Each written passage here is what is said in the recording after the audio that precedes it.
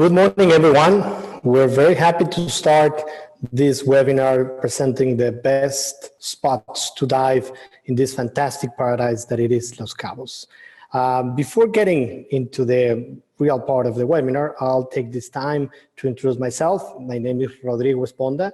I am the Managing Director of Los Cabos Tourism Board, and I will be going before giving an update on what is the status of the destination. If we can go to the next slide, please. The destination, as probably you know, has been closed for all tourism activity since April 1st. This was a decision taken collectively with the different associations and the authorities of the destination in order to be ready and in much better shape to reopen the destination soon. The strategy has definitely paid off because we have control and the number of active cases that we have in the destination have been very little. And in Mexico, we are one of the destinations and municipalities with the lowest mortality rate by the number of cases. We are having very few cases, and during this time, we have been working very hard to implement, to work and to train on some health and safety standards that are going to be applied as soon as the destination reopens. We are expecting to have the announcement of the date of the reopening of the destination very, very, very soon. And with that, we're going to be implementing those protocols. Those protocols have been, as you know, successfully designed. And thanks to that, the WTTC last week gave us the certification because of how they have been designed and put in place. These would incorporate all the tourism supply of the destination, where we're going to be having a gradual opening of all tourism services. Also, we have been working with the flexibility policy that incorporates on doing changes without any penalty. The next one, please. We have created, along with the authorities and the different associations of the destination, these 5 reopening phases that are going to be starting as soon as the announcement is done. Stage 1 is going to last while we are in June, depending on the date that the authority will announce. And this is going to be as the protocols are getting in place. Businesses, hotels and restaurants and attractions, in order to reopen, they would need to incorporate the standards, and the authority will need to validate and certify that they are complying with those. Stage 2 is the month of July, where we are seeing a good pickup of reservations that are already on the books coming to the destination, especially from key markets in the United States, California and Texas, that are our 2 largest inbound and natural markets, are already coming, and we have the confirmation of a few good number of reservations that are coming. The domestic market, in the case of Mexico, and as you know, is a world trend, it's also going to come, and we are definitely preparing, and we're going to be optimizing the protocols and the procedures, balancing with the experience that the tourists are going to be coming in the destination. Stage 3 is August and September, where we have groups that were postponed from the month of March, April, and May that are going to be taking place in August and September. Few weddings where we are applying these new protocols with the physical distancing and all the health and safety standards in order to manage properly the food and the services while the wedding is taking place. Stage 4 is the fall, that traditionally is the high season, where the high season kicks off in the destination. For that, our goal is to have 60% of the reservation pre-COVID-19 back into the destination. We believe that the luxury travel, a segment that the destination has relied and has a very good product, will start coming back in a good size by the fall, especially with some of the specific events that we have, such as the Bisbee and the Billfish, that are 2 of the most important sport fishing tournaments in the world. By October, we will have back the Canadian tourists with the airlines that are coming from our key markets in Canada, Vancouver, Calgary, Toronto, and Montreal, and Edmonton. And as well, we're going to start seeing the first inbound of UK visitors, as we used to have before COVID-19, a flight nonstop from London that we are definitely having back in the fall. And then finally, stage 5, that is going to be the beginning of 2021. The next one. So we are definitely a destination that has characterized because of the high quality service and exclusive personalized experience. We're going to talk precisely a little bit more about it. But we have in this new reality some advantages that we believe that are going to be key for us.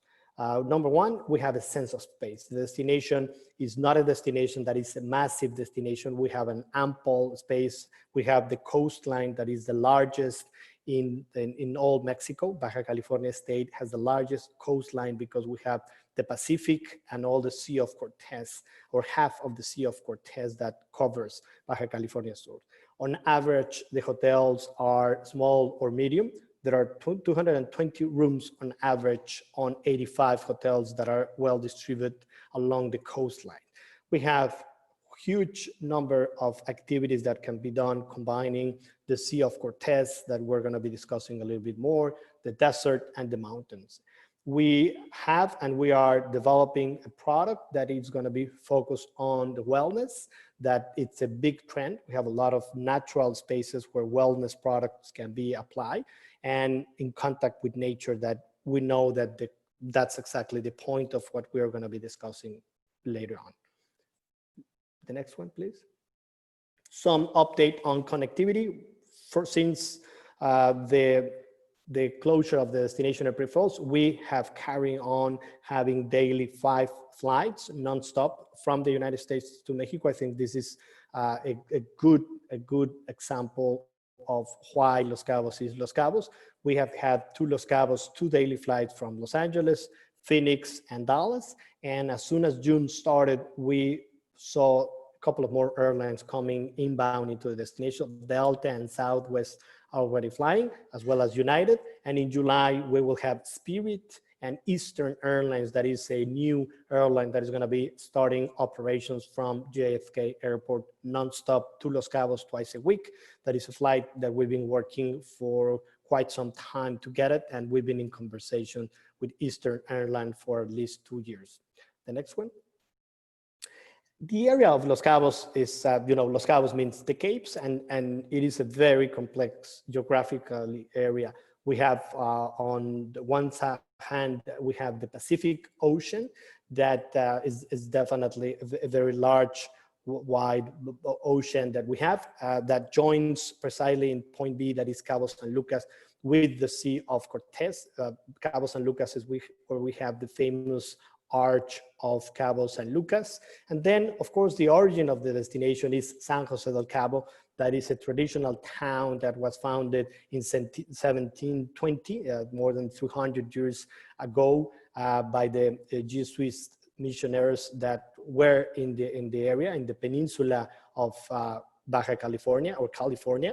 And this was the south part of California. They established the mission in Santiago, that is a traditional town, in San Jose, and in Todos Santos. From there, the area has been widely growing, but having some carrying capacity control and density control.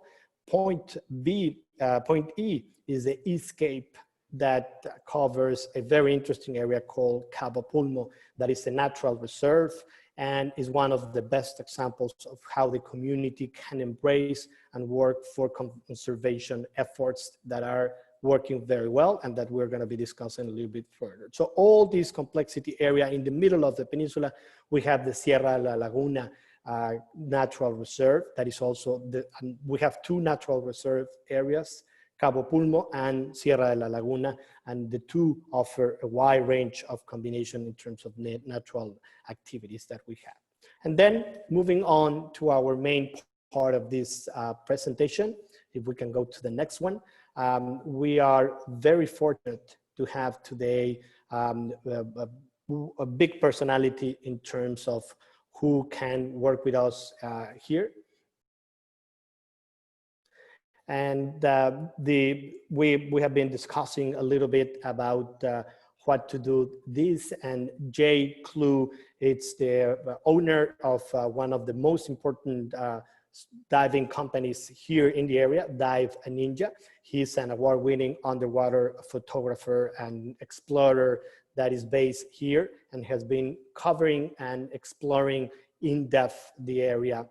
He has, 4 university degrees, so he's not just somebody that got into diving because of what he wanted. He has been studying mechanics, marine archaeology, biology, and he's a marine conservationist and researcher. So it is a true pleasure to have you, Jay, here this morning to talk about diving.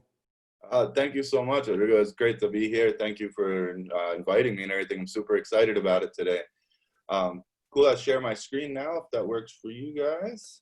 Let's see what we got here.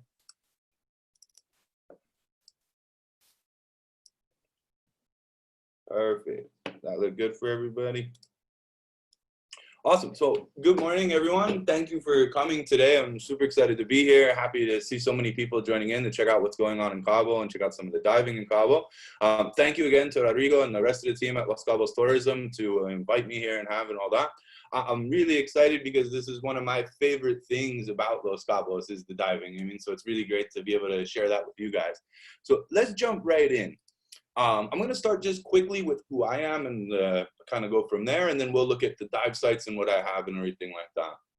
The short version is I'm the founder of Dive Ninja Expeditions based here in Cabo San Lucas. My work life is divided between, say, working in exploration, working as a photographer with wildlife and conservation, as well as working as a dive instructor and in conservation itself. Last year, I was awarded the Nacaue Closed Hook for my work in ecotourism here in Baja. I'm also a Mars Mexicano associate photographer, an ocean culture life ocean guardian and storyteller, and a lot more things. But that's not why we're here. I mean, I've been working in diving for a very long time. I'd say for the better part of the last decade or so. And this has kind of shown me all different types of diving, some of the best in the industry, some of the worst of the industry, and all sorts of things in between. About 4 years ago, I came on a little vacation to visit a friend here in Cabo San Lucas. And I absolutely fell in love with this place. So much so that I actually never left. I've been here ever since. Shortly after deciding to stay here, I opened Dive Ninja Expeditions, and the rest is, as they say, history. But Dive Ninjas, to give it a little bit of an introduction, we're a bit of a different shop than most dive centers and all that. We kind of took everything we've learned over the years to develop experiences that kind of put quality first for our guests, but also look at how we can help protect the areas that we work in. We have everything you would normally expect in a high quality tour, from more personalized experience to working with much smaller groups, as well as highly experienced guides, not using disposable plastics and so on. But we also work really hard to try to set the bar higher and stay in tune with that with Cabo and everything like that. And over the past few years, we've curated a kind of newer style of tourism that bridges tourism with conservation and scientific research. And we bring this all together into one unforgettable experience that really works to support the local wildlife and conservation efforts here in Los Cabos, as well as in other places in Baja. So in other words, the tours are not built to only create incredible memories, but also to give back to the area and help protect the remarkable animals that make these experiences possible. So today I'm hoping to share with you some of my favorite spots and experiences right here in Los Cabos. So let's get right into it.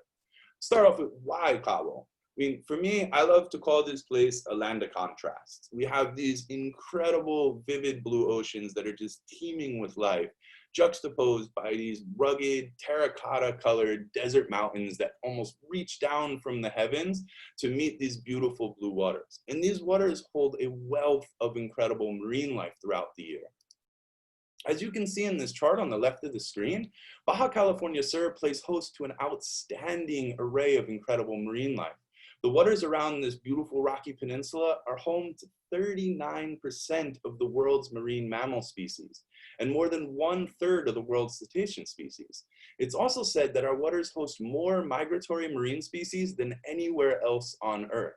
And it's for these reasons that Jacques Cousteau nicknamed this place the world's aquarium. Today, we're going to focus specifically on Los Cabos, and as you can see in this chart, some of the most sought after diving experiences can all be seen right here in Los Cabos. We actually have almost 900 species of fish just living in the Sea of Cortez, with over 90 of them being endemic to this area. This chart focuses just on some of the highlights of jaw-dropping encounters that we can have here, like playful sea lions, massive mobulary aggregations, multiple species of sharks, humpback whales, even orcas can all be seen right here in Los Cabos. If you like, at the end of the talk, I can drop a link to this chart so that you can share it with your clients or anything like that to help with planning or planning your own trips and all that. So where are we going to go on this little adventure today? We're going to start off in Cabo San Lucas, and then we're going to make our way out of the marina, and we're going to head east down the Los Cabos corridor. Then we're going to go offshore a little bit out to Gordo Banks, and then we're going to continue east around the East Cape up to Cabo Pomo.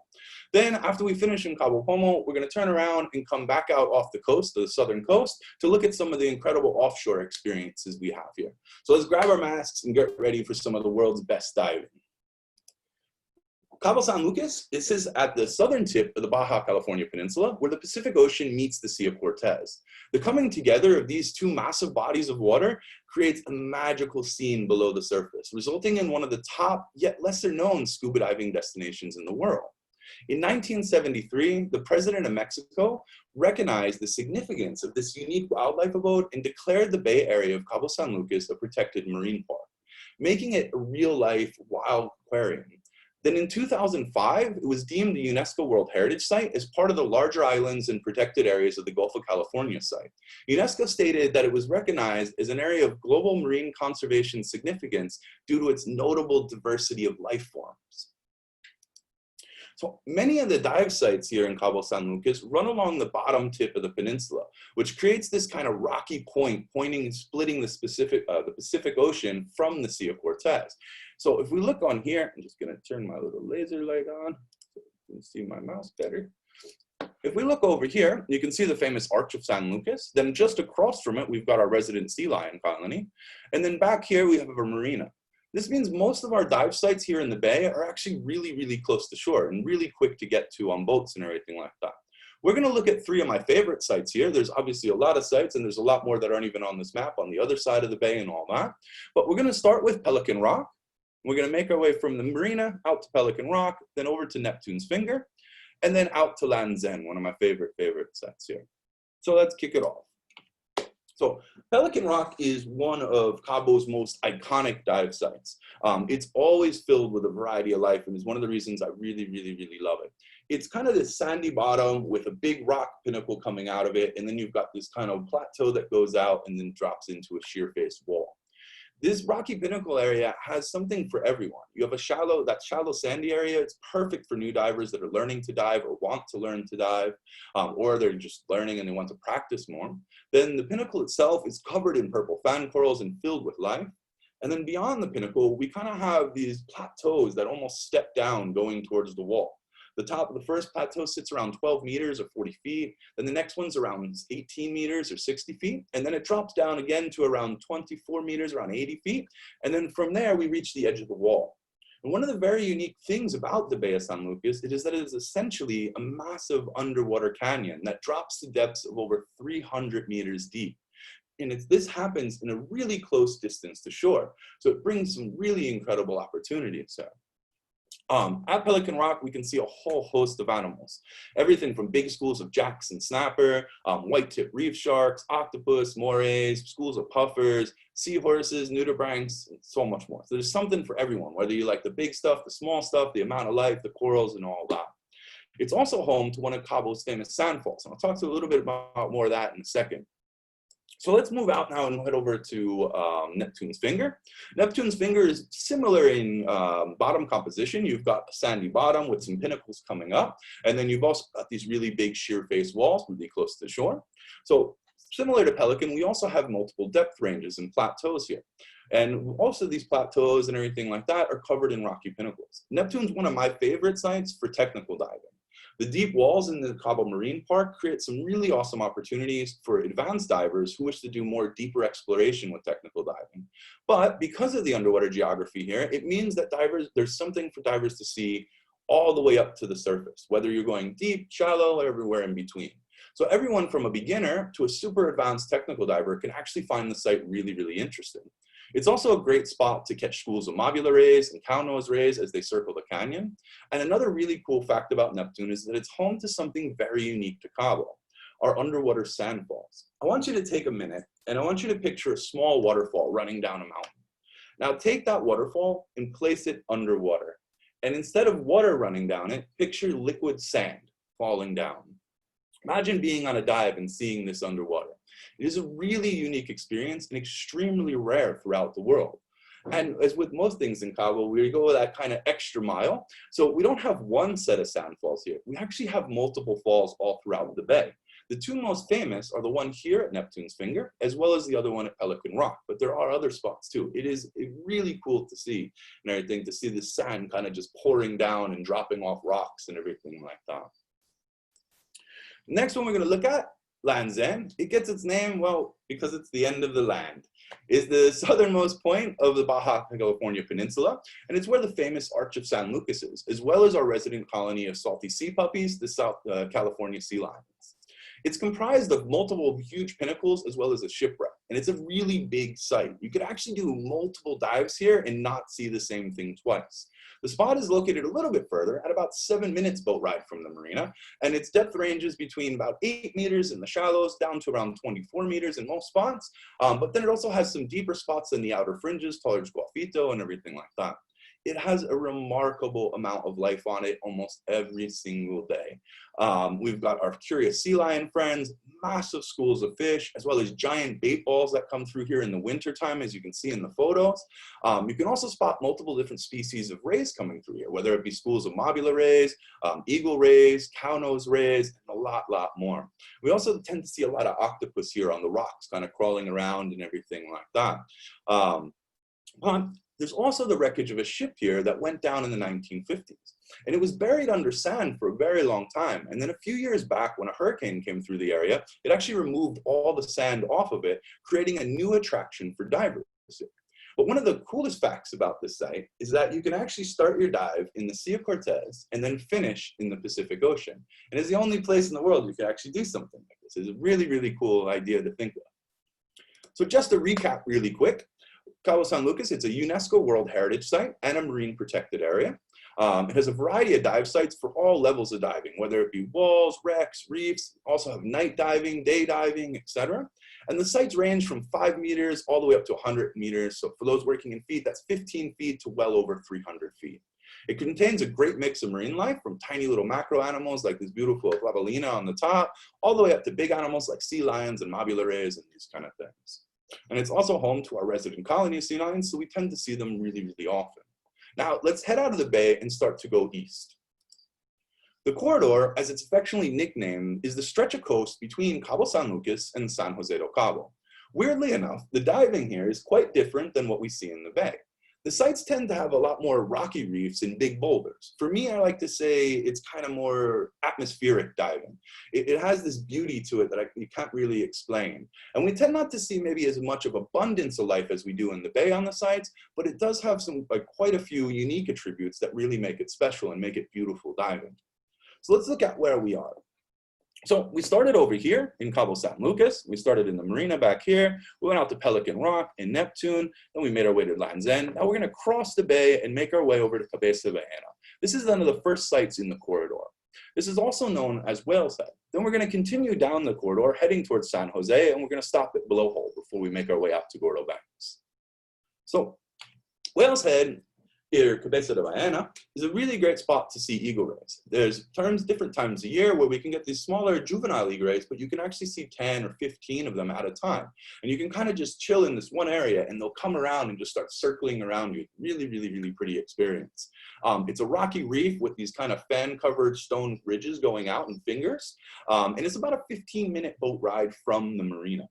It's, like we said, great spot for the eagle rays, but it's also a good spot for diamond rays, stingrays, nudibranchs, morays. Seahorses are also pretty common over there. And its depths range between 7 meters to 20, so around 20 feet to around 60 feet, somewhere in there. So really good for beginners, intermediate, advanced, and everything like that. It's also a great spot to go free diving. And one of my favorite things about it is in the wintertime when the whales are here, a lot of times when you dive here, you can spend the entire time listening to humpback whales sing while you're underwater. It's a beautiful, beautiful experience, and incredible how loud they are. So I'm gonna head a little bit more east now, and we'll head over to Blowhole. Blowhole is a kind of really diverse site with a very beautiful underwater topography. It's kind of got these, large boulders and big stone substructure and everything like that, but it has these fingers that break off of it with really deep valleys going down. Really, really, really pretty. It's home to lots of big grouper, octopus, rays, zebra eels are really cool to see here, as well as we see some sharks going by on these kind of deeper canyons and everything off to the outer edge. The depths usually be down 8 to 20 meters for most of it, but then when you get out of the outer edge and you've got these kind of deep valleys, some of those valleys and outside can get down to about 40 meters or so. So ranging between, say, 20 feet and around 130 feet. Because of this, it makes a really good opportunity for divers, whether they're beginners, advanced, intermediate, etc.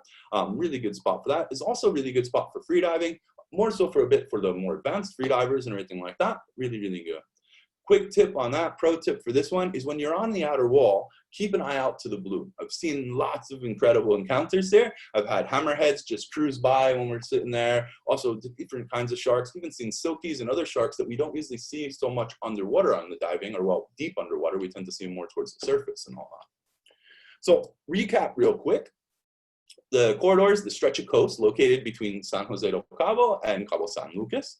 The dive sites are suitable for all levels, and they're mainly rocky reefs with big boulders and a lot of fans. The sites range from 5 meters all the way down to around 30 meters, 40 meters in some spots near Blowhole. And it's great for macro and mid-size life, and it has really, really nice seascapes to it, really, really beautiful places. Top side, it's also incredible because you can see some of the most beautiful, landscapes we have in Cabo, like Santa Maria and Chaleno and these kind of places. Really, really beautiful. Also in the wintertime, we a lot of times will see, off the coast, you can see humpback whales breaching and everything like that. So you kind of get a 2-for-1 deal because you get some whale watching in while you're also going scuba diving.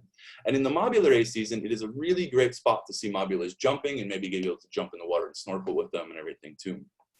So now we're going to head out a little further. We're going to go east a bit more, and we're going to make our way off the coast to Gordo Banks. Gordo Banks is these kind of really famed seamounts in Cabo.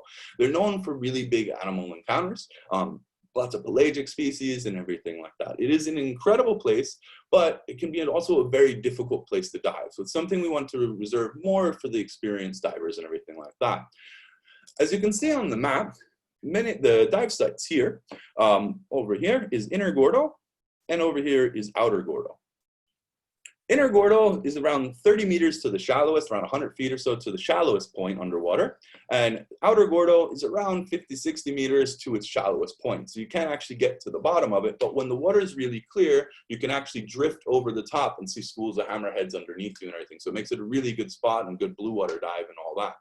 But because it's so far off the coast, around 6 to 9 kilometers off the coast, because of this, it's very open ocean. So we can get really strong currents here and everything like that. So it's a place that we want to more reserve for those more advanced divers and more experienced divers and everything like that. So Gordo Banks is one of the best spot for pelagic species in Cabo for scuba diving. Like we said, it's these 2 deep seamounts or banks that come up. It's around a 30-minute boat ride from Puerto Los Cabos in San Jose, or from San Lucas, it's about an hour and 15 minutes depending on the speed of the boat and all that. It has almost always, it will have giant schools of skipjacks around it and everything like that. So there's always those to see. But throughout the year at different times, we'll see schools of hammerheads, schools of silky sharks, as well as whale sharks in the summertime, sometimes out there, cow-nosed rays at different times in the year. In the wintertime, I have had numerous dives there where you're doing your safety stop and a humpback whale just kind of breezes past you like it's nothing. It's incredible. So really, really good stuff for big animal. It is a bit of a roll the dice kind of dive site. You know what I mean? You'll always have the jacks and some beautiful life on the reef and everything like that. But some of the big animals, sometimes we can get out there, you might not see them the first dive. So a lot of times what we do is we tend to do the trips out there for 2 dives. So we get a better chance of seeing stuff and everything like that. As we mentioned, it is a bit of a deeper dive and it can have a bit of a strong current and everything like that. So we try to reserve this for more experienced divers and more advanced divers and all that, as well as for technical diving and all. Make sure to always keep an eye out to the blue when you're out there, because you can get all sorts of rare sightings. I've had, giant oceanic manta rays blow past me sometimes while doing safety stops, humpback whales, fin whales, blue whales, all sorts of crazy animal experiences out there. Recap, it's Gordo Banks is 2 deep sea mounts located about 9 to 14 kilometers offshore, around 6 to 9 miles offshore. Its depth and challenging conditions do make it suitable only for the more experienced divers. So you're looking for people with like an advanced certification, you know, at least 40, 50 dives under their belt or something like that, really comfortable in the water and have some comfort in the water doing drift diving and all that offshore. The sites range from about 30 meters at the shallowest to well over 100 meters. The outer walls of these plateaus or these mounts, they can drop down to over 800 meters deep. So it's like a kind of mountain in the middle of the ocean. It is really great for pelagic animals like schools of hammerheads, giant schools of jacks and skipjack and tuna, mahi-mahi, all these kind of things, as well as seeing whale sharks in the summers sometimes, and humpbacks in the winter sometimes and all that. It's highly recommended too that your guests for this one, you want them to be really nitrox certified if they can, because if you're going to be doing 2 dives on this site, having a nitrox certification kind of helps them out and everything like that to have a less nitrogen load and all that, so they can stay longer underwater, especially at the deeper depths when you're around that 30-meter range and all. Not a big deal if they don't have it, because it's an easy course that they can actually do in the shop the day before they go or something like that. It takes about a half a day for them to go through all the materials and all that. So now let's make our way out back towards the coast and up around the East Cape, check out Cabo Pomo. Cabo Pomo, as Rodrigo was mentioning earlier, is an incredible place for conservation, and it is a shining, you know, example of what can be done. Sylvia Earle has called it the crown jewel of all her hope spots in the world. I think that it is a beacon of the incredible things marine protected areas can do when they're managed correctly. So much so that researchers and different national parks people and everything come from all over the world to work with these guys and see how they manage this park. In the first decade after being deemed a marine protected area, scientists noted a 463% increase in biomass, basically turning the park into an oasis of rich biodiversity. Since then, it has continued to expand. The last numbers we heard that the biomass is now somewhere upwards over 700%. So much so that bull sharks that used to only visit the park at certain times of year have now become residents and stay there almost all year long due to the abundance of life. We're going to go look at 2 different dive sites here. Like Cabo Pomo is also like a bay system here, but we're going to check out 2 of my favorite sites out here. The first one is Los Moros, which is over here. And the second one is El Vencedor Wreck, which is a little bit closer to the beach. So let's get to Los Moros. Los Moros is, if you've ever seen diving photos of Cabo Pomo, I guarantee, and if you go to Google or anything like that, what's going to come up are these incredible photos of these massive schools of jacks. I mean, and I'm talking massive as in they start just below the surface and they will extend, you know, 18 meters or 60 feet underwater. So you're talking a school like a small building, and it extends, you know, hundreds of meters or a couple hundred feet all the way back. Gigantic schools of fish. The area itself is pretty much a sandy bottom with kind of a strip of a very, you know, not very tall rocky reef that runs down it. The jacks tend to either be on the site or off into the sand sometimes and everything like that, but they are huge. So much that when you get near them on the boat, you just look in the water and you just see this massive black shadow. And if you get underneath the school, you can actually feel like almost you're in a night dive because they cast such a dark shadow because there's so many of them. This bottom photo on the bottom left looks really dark and green and everything. It was actually shot inside the school of jacks, so there's not much light coming down from the surface and everything like that. It's about a 15-minute boat ride from the beach, from where the dive shops are and all that. And like I said, the main attraction here is the jacks, but that's not the only thing there. There are tons of other life here. You can see large groupers, lots of life on the little rocky reef and everything like that. Really, really good spot. Depth-wise, it's pretty shallow. It's around 40 feet, 60 feet, so 12 to 18 meters. And so it's great for beginners, advanced, intermediate, anyone pretty much. And now recently, they started allowing free diving in the national park too, which is really cool because now free divers can get in there and everything like that too. Special notes on this one: October and November bring the best visibility as well as the warmest water in Cabo Pomo. So it's really good if you want to get photos and everything like that. That's the best time to go. But I do recommend you try to book that in advance because those are the busiest months also there. The next spot we're going to look at, we're going to head a little bit closer to shore now. We're going to look at Vencedor Wreck.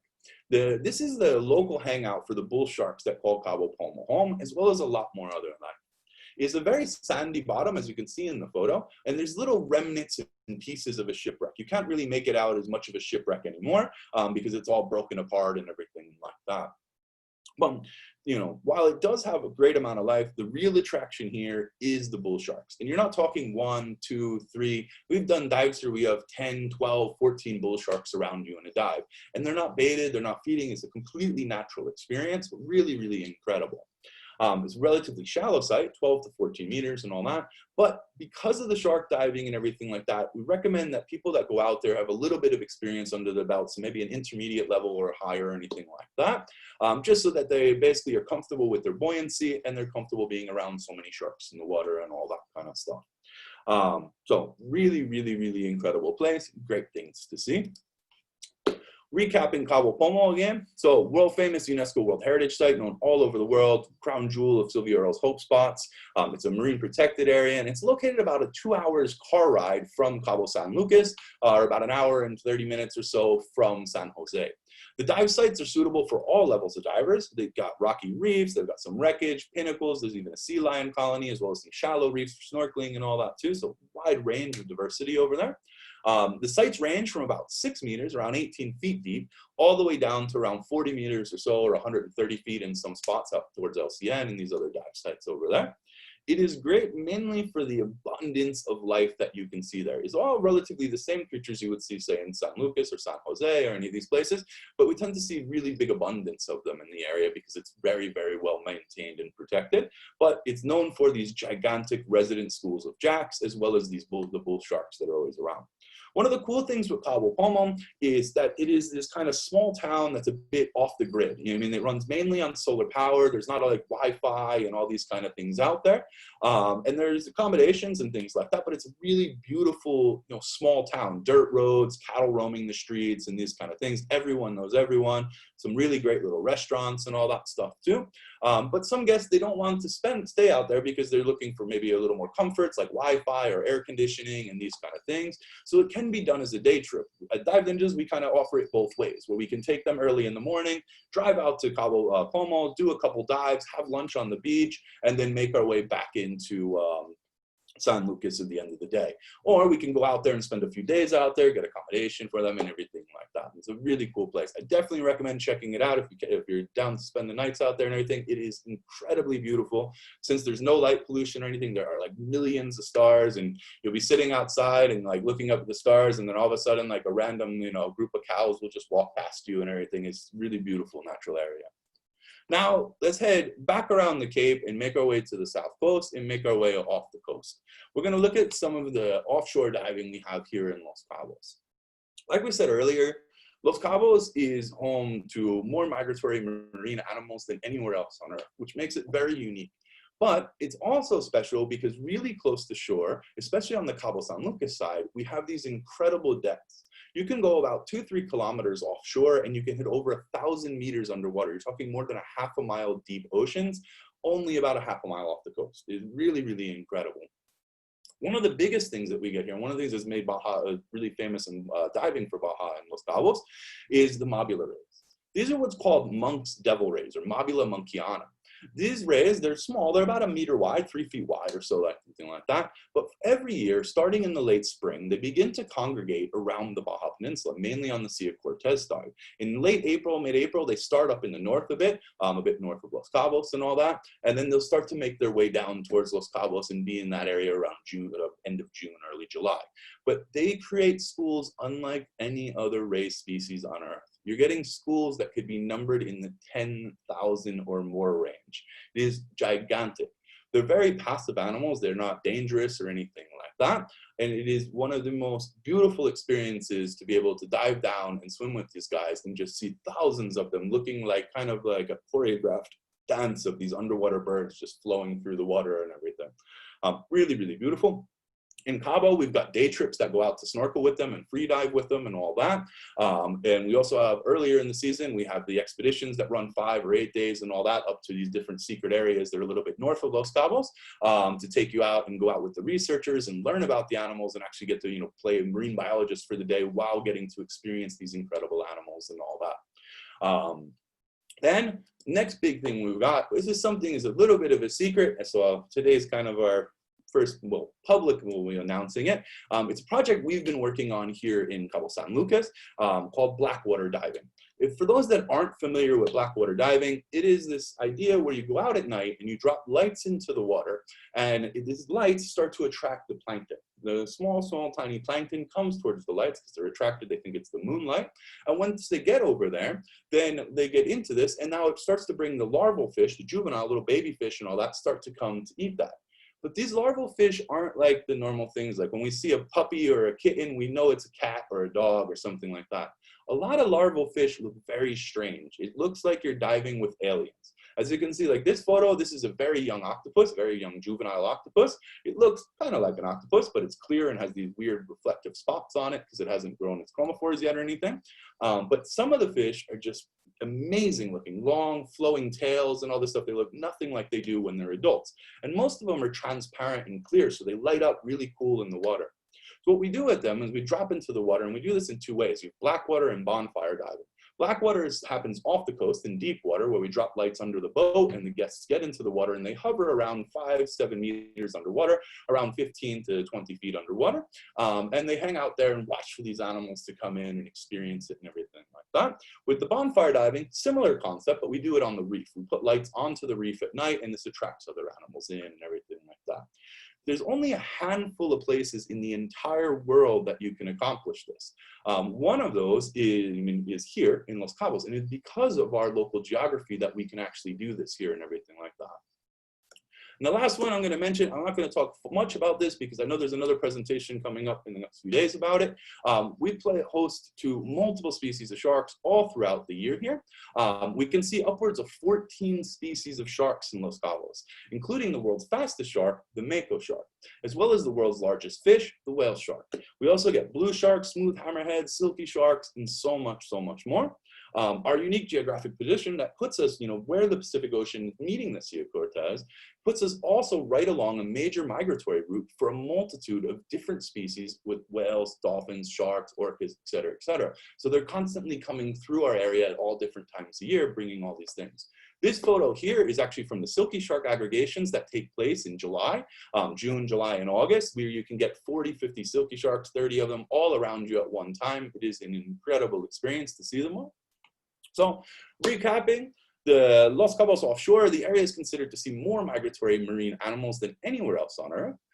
They have different options ranging from mobulary aggregations, shark diving, blackwater diving, striped marlin expeditions, whale watching, and so much more. The depths drop to over 1,000 meters or over 3,000 feet just off the coast. And the meeting of these multiple ocean currents tied with that depth creates a really ideal situation for these offshore activities and pelagic encounters. So that's everything I've got. So thank you so much. Thanks for having me and everything like that. Rodrigo, if you'd like to open up, if they want to ask questions or anything, let me know how you'd like to handle that. And if you want, I can send you that link to the chart real quick in the chat. Well, Jay, this has been fantastic, this tour around Los Cabos, and one of the most important activities that you can practice here is diving, definitely.